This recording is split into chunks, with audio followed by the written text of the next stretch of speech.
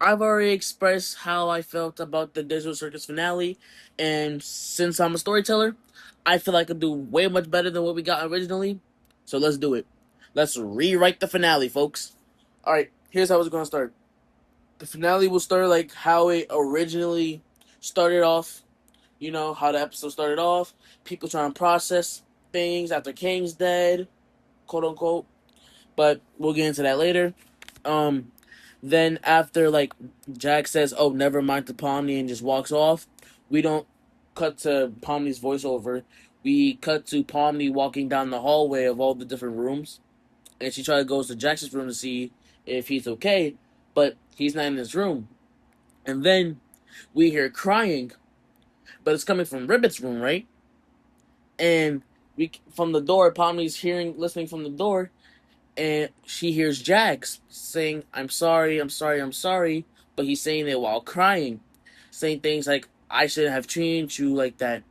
Either one of you, you guys don't deserve that pain that I gave you, and I feel partially responsible for you guys' abstracting, and I'm sorry." And it's like really heartfelt, and Pomni's Loki feeling bad from the other side of the door.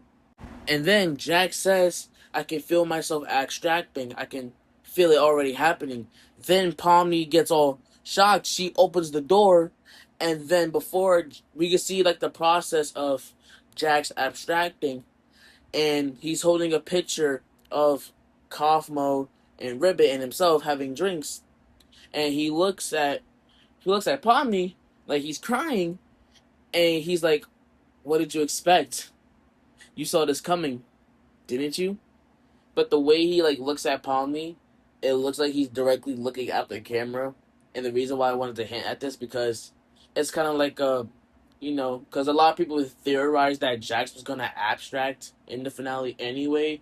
So I feel like this was a little bit of a teehee. Then he abstracts and chases Pomni. She gets his idea while seeing a gun on the floor.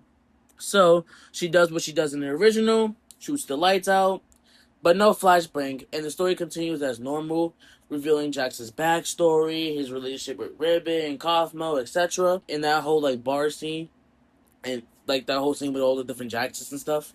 And then after that, she hugs him, and then ends up freeing him from the abstraction. Like after Jax is back to normal, he says, "You shouldn't have saved me. Why did you do this?" And like Pomni is like, "Because I care about you, no matter what. And I promise I'm gonna stay by your side. You need people around you to care for you. You need people to be there for you. And I know it's hard for you to like open up to people. I know it's hard for you, but don't worry. I'm gonna be here for you. Okay?" And then they end up crying, hugging each other. The rest of the characters come. They all hug each other too. And it's such a beautiful moment. Then after they hug, the characters walk back to this blue couch area, and they all sit down. And Pomni suggests that, hey, since we're gonna be here forever, we should like talk about our lives, talk about the people we were before we came here, but in a deeply way. And they all agreed. And then Pomni shares hers, then Ragatha, then Zubu, and Gangle, and then Kinger does too, which then leads to Jax to open up about his struggles as well, which Pomni have already seen because she was inside of him. Pause. But anyway, then like Kang reveals his, and then everyone at first is like so shocked, like what the Kang, I thought you died, etc. And then like Kang starts to reveal his story, but they don't really like say anything. Like the rest of the characters don't really say anything. They just like stop and they just listen to him, all shocked. And then Kang says things that how he failed at doing his job. He couldn't handle certain information that was being fed to him. But this other AI program, it does do his job very well, even better than Kang does. And Kang felt jealousy. Kang felt hatred towards him, and to the point where he thought that he was gonna die. They were gonna replace him.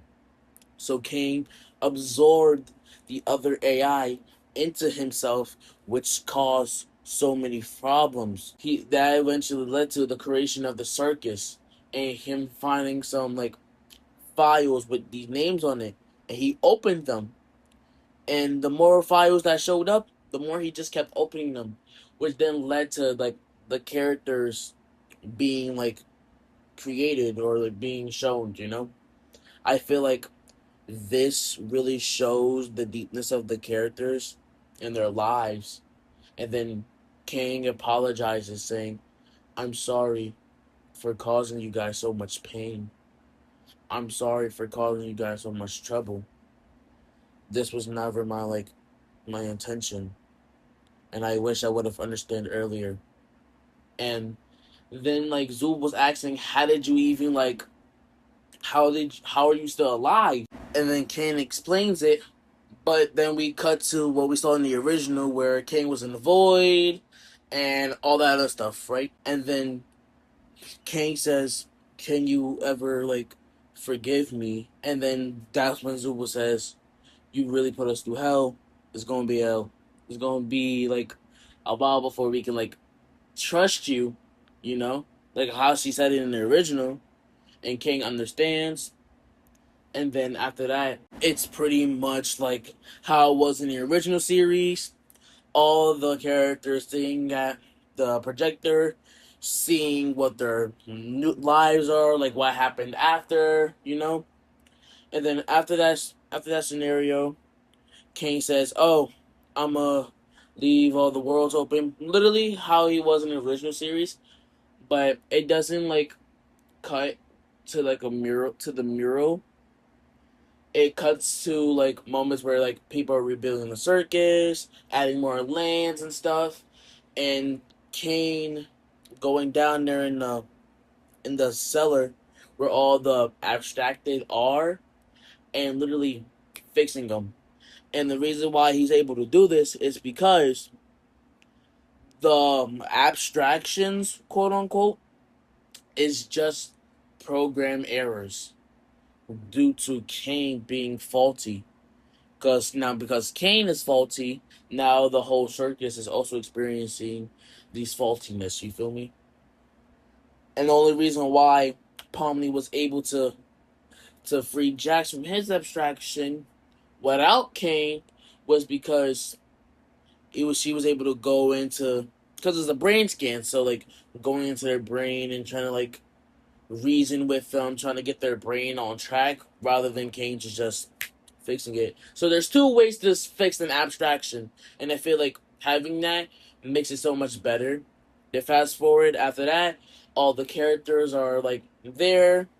Then Jax apologizes to Ribbit and Kaufmo, saying how sorry he is, and then he introduces them to Pomni, and then it's just a good moment. It's a real feel good ending, and then it literally ends with all the real life people just on the bus together, and then Pomni just walking and then just waves goodbye. I feel like this is the better ending and this is the best ending. But that's my take on it.